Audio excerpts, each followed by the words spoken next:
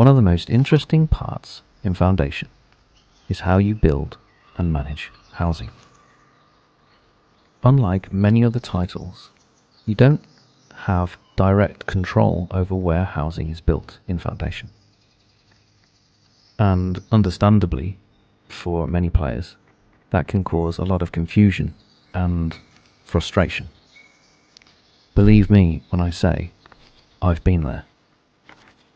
But not to fear, I'm going to share with you some helpful tips and tricks that I've learned along the way to help you better understand how this mechanic works and how you can actually use it to your advantage. I'm Lord Bara, and this is a Foundation guide.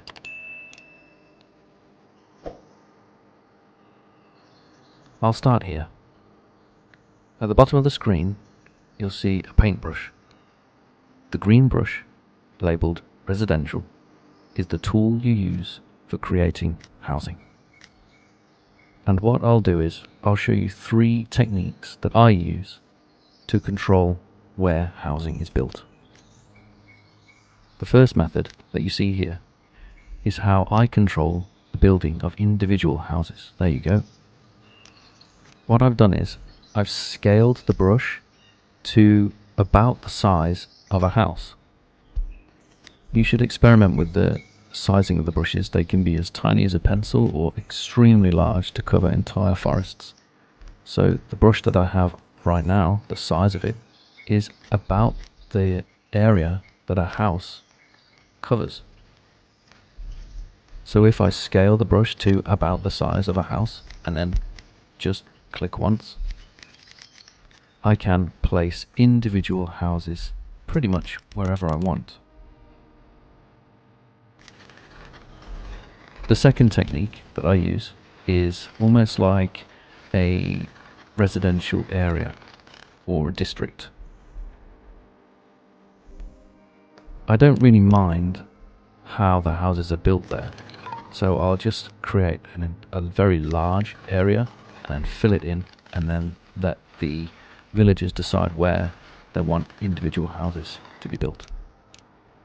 The interesting feature about creating large areas for houses to build in like this is that the houses cluster in groups of 3. It's something to bear in mind. The third technique is a little bit more complicated. I'm also going to use the red forbidden brush combined with the first technique that I just showed you. It's more complicated because I'm going to have to watch the houses as they are built here. One's already popped up, you see. But what I'm going to end up doing is filling up the entire box here. And I'll end up with an isolated cluster, much like the residential district over there on the right. This will do 2 things for me. One, it will control where a path is created to where these new houses have been placed. Because, as you saw, there's only one access point. And 2, it will force the houses to cluster together, usually in a set of 3.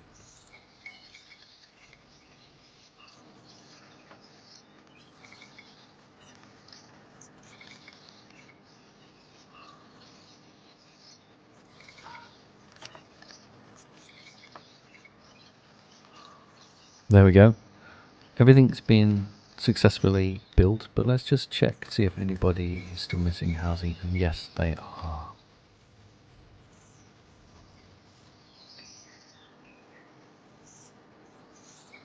Now, I'll tinker with the housing placement in the box that I've created in red to force another house to build here.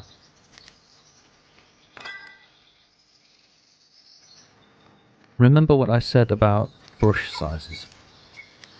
Now, to my eye, and probably your eye, that area there is easily big enough for a house to be built, but the villagers disagree. As you can see, they're still demanding housing. not to panic. These things can take a little bit of time before they decide that they will build somewhere. So don't get frustrated if something isn't happening immediately. It can just take a little moment for them to decide, oh yes, I can actually build a house there. But if you do get frustrated, you can just tinker with it a little bit like that, and there you go. I've now had 3 additional houses built there. And if I get rid of the red box for you, you'll see what I mean about controlling the path that leads up to this small area. They've already started to create 2 new paths there. I don't want that. I just want one path to this little area. So I'm going to force them again to use a specific entrance exit point.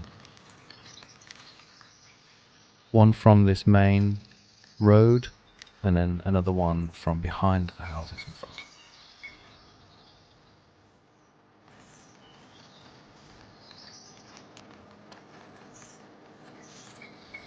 And once I'm happy with where the paths have been created, I can get rid of the box, and the villagers should stick to those paths they've created.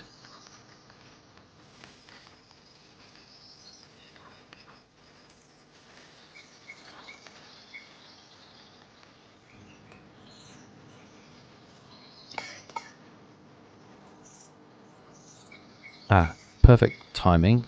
One of the houses is upgrading. This leads us on to the next obvious question, which is how do I control what houses upgrade when and where? For those of you who are completely new to the game in version 1.9, these houses that you see here, all of them, including the one that just upgraded, are all the lowest quality or the lowest tier houses that villagers can build. And the difference between the two is the small ones hold 2 villagers and the larger ones hold 6. Let's look at a house in more detail, shall we? You do that just by clicking on it. Inside the house pop-up, you'll find info on who is resident, if the house is built in a desirable location or a beautiful location, and whether or not there's a commoner. If I pop into the build menu and pick out a tree, it has the sunflower beautification icon on it.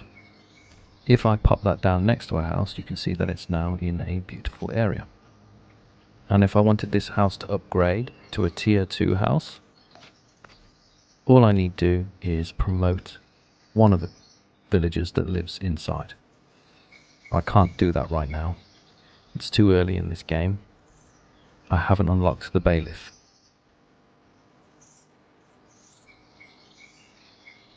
Something worth remembering also when you're building houses, especially if you're using land that you've already been building on, is that the villagers, they will not build a house over a path.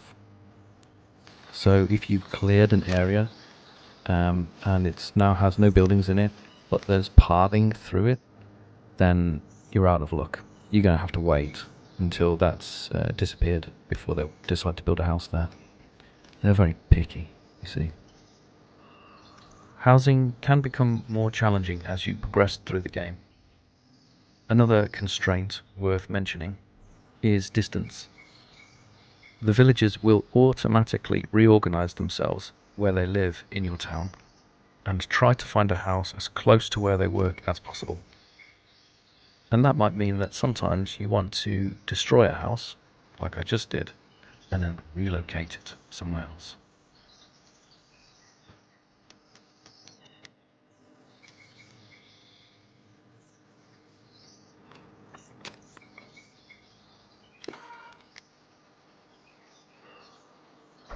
Voila!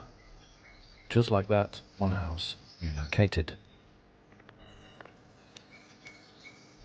And if I decide that I don't actually like it there, I can just erase it, demolish it, and then paint in a new location. Give it a moment. Like I said, it can take a moment for these things to play out.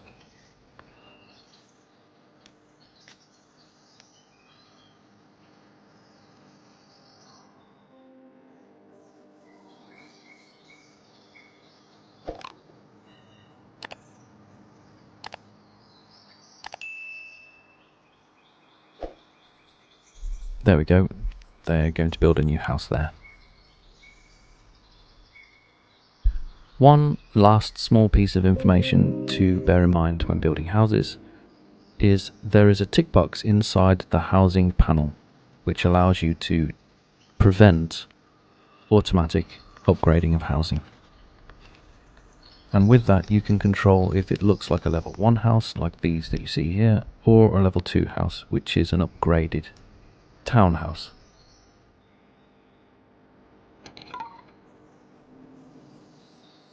I hope you found that useful. If you did, please leave a like.